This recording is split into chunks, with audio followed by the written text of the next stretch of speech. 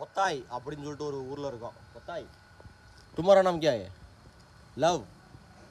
क्या है नाम? लव. LOV. காதல்னு பேர் வச்சிருக்காண்டா அவன். லவ்.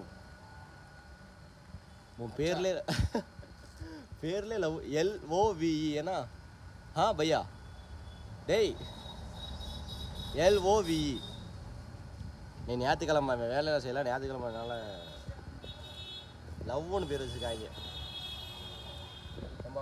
லவ் பரவாயில்ல. நம்ம ஊரில் லவ்னு பேர் சூப்பராக பாபா.